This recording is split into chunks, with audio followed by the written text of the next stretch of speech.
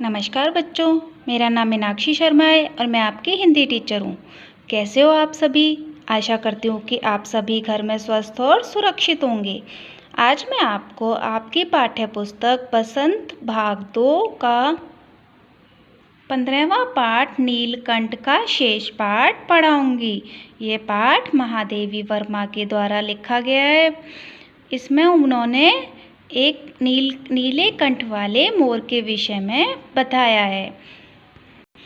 वो बताती हैं कि बसंत में जब आम के वृक्ष पर सुनहरी मंजरियों से लद जाते थे आम के वृक्ष और अशोक नए लाल पल्लवों से ढक जाता था, तब वो इनको देखकर जाली घर में इतना बेचैन हो जाता था कि उसे जाली से घर से बाहर छोड़ देना पड़ता था।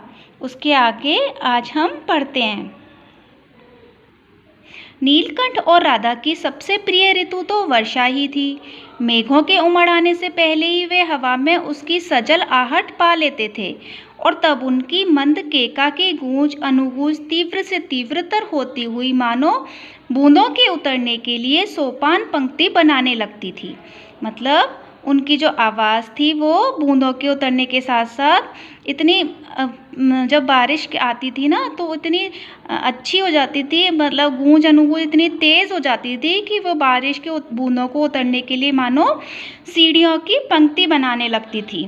मेघों के गर्जन के ताल पर ही उसके तन्मय नृत्य का आरंभ होता। जैसे जैसे मेघ गरजते और मोर नीलकंठ जो था वो तन्मय होकर मतलब लीन होकर मग्न होकर नृत्य करने लगता। और फिर मेघ जितना अधिक गरजता, बिजली जितनी अधिक चमकती, बूंदों की रिमझिमाहट जितनी तीव्र होती, नीलकंठ के नृत्य का वेग भी उतना ही बढ़ता जाता और उसकी केका का स्वर उतना ही मंद और मंद से मंद्रतर होता जाता। वर्षा के थम जाने पर वह दाहिने पंजे पर दाहिना पंख और बाएं पर बायां पंख फैलाकर सुखाता। तो गीला हो जाते थे ना तो उनको दाहिने पंजे पर दायां पंख और बाएं पंजे पर बायां पंख फैलाकर वो सुखाता था। कभी कभी वे दोनों एक दूसरे के पंखों से टपकने वाली बूंदों को चोंच से पी पी कर पंखों का गीलापन दूर करते रहते। इस आनंदोत्सव की रागनी में बेमेल स्वर कैसे बज उठा, यह भी एक करुण कथा है।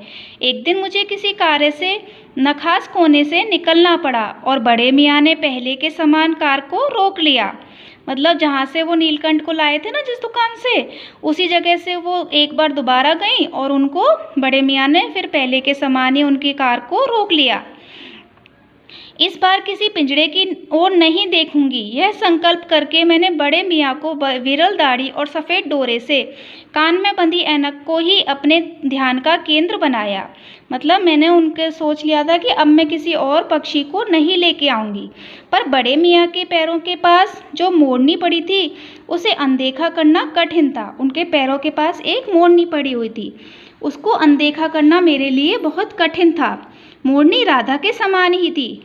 उसके मूंछ से बंधे दोनों पंजों की उंगलियां टूटकर इस प्रकार एकत्रित हो गई थीं कि वह खड़ी ही नहीं हो सकती थी। बड़े मियाँ को भाषण मेल फिर दौड़ने लगी, क्योंकि वो जब बोलते थे तो वो रुकते नहीं थे। देखिए गुरुजी, कमबख्त चिड़ी मारने बेचारी का क्या हाल किया है। जो शिकारी था उसने क्या करा, अपने जाल से उसके दोनों पंजे की जाल में फंसकर उसकी उंगलियां थी वो टूट गई थी।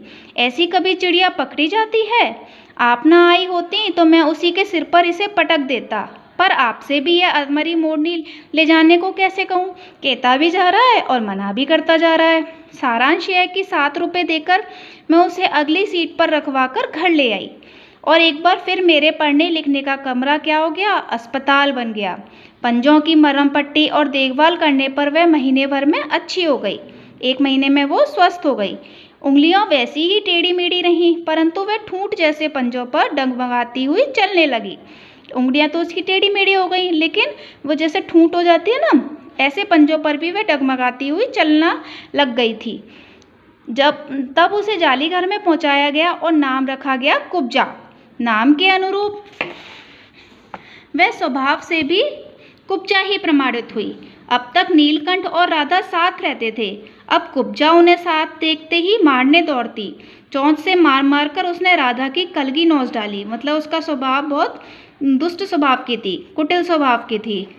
उसने राधा की कलगी नोच डाली। पहले तो राधा और नीलकंठ बहुत प्यार से रहते थे, है ना, जब भी, लेकिन वो उनको साथ साथ देखती तो उनको मारने के लिए, अपनी चोंच से मारने के लिए दौड़ पड़ती। पंख नोच डाले उसके, राधा के। कठिनाई यह थी कि नीलकंठ उससे दूर भागता था और वह उसके साथ रहना चाहती थी। न किसी जीव जंतु से उसकी मित्रता थी, न वह किसी को नीलकंठ के समीप आना देना चाहती थी।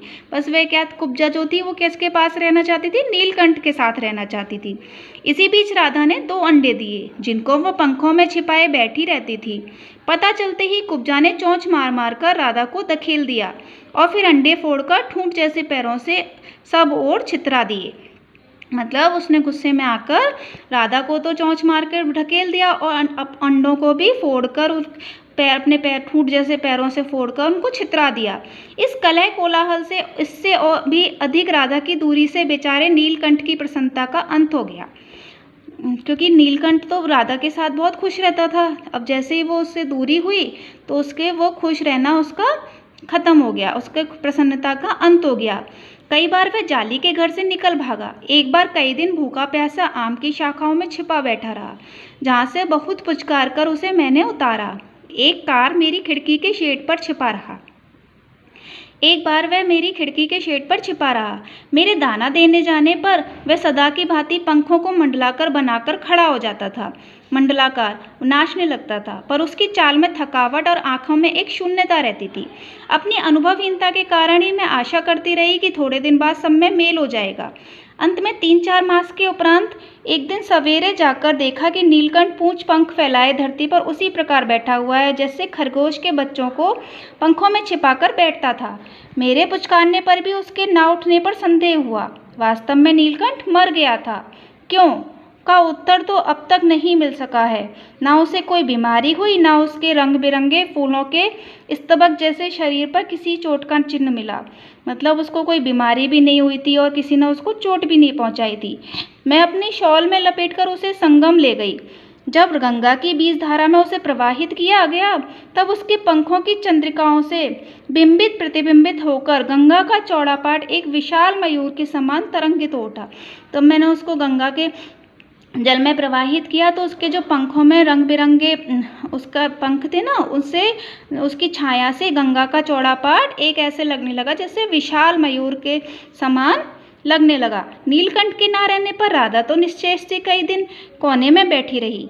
वह कई बार भागकर लौट आया था, अतः वह प्रतीक्षा के भाव से द्वार पर दृष्टि लगाए रहती थी। पर कुब्जा ने कोलाहल के साथ खोज ढूंढ आरंभ की। खोज के क्रम में वह प्राय जाली का दरवाजा खुलते ही बाहर निकल आती थी और आम, अशोक, कचनार आदि की शाखाओं में नीलकंठ को ढूंढती रहती थी। एक दिन आम से उतरी ही थी कि कजली अल्सेशियन कुत्ती जिस सामने पड़ गई। स्वभाव के उस अनुसार उसने कजली पर भी चोंच से प्रहार किया।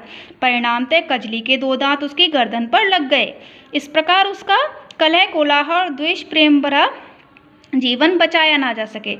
जब उसने उसको चोंच से प्रहार किया तो उस कजली, जो उनकी अल्सेशियन कुतिया थी, उसके 2 दांत उसकी गर्दन पर लग गए और इस प्रकार वह भी मर गई। इस बार उसका कलह कोलाहल द्वेष प्रेम भरा जीवन बचाया ना जा सका। परंतु इन 3 पक्षियों ने मुझे पक्षी प्रकृति की विभिन्नता का जो परिचय दिया है वह मेरे लिए विशेष महत्व रखता है। राधा अब प्रतीक्षा में ही दुकेली है। आषाढ़ में जब आकाश मेघाच्छन्न हो जाता है तब वह कभी ऊंचे झूले पर और कभी अशोक की डाल पर अपनी केका को तीव्रतर करके नीलकंठ को बुलाती रहती है। जब सावन बादल छा जाते हैं ना तो वे अपने नीलकंठ की प्रतीक्षा में अपनी आवाज़ को तीव्रतर करके पुकारने लगती है और उसका इंतज़ार करती रहती है। तो बच्चों, इससे उनके क्या है, नीलकंठ, राधा और कुब्जा के नेचर के बारे में महादेवी जी को पता लगा। तो इसी के साथ बच्चों ये पाठ यहीं समाप्त होता है। धन्यवाद।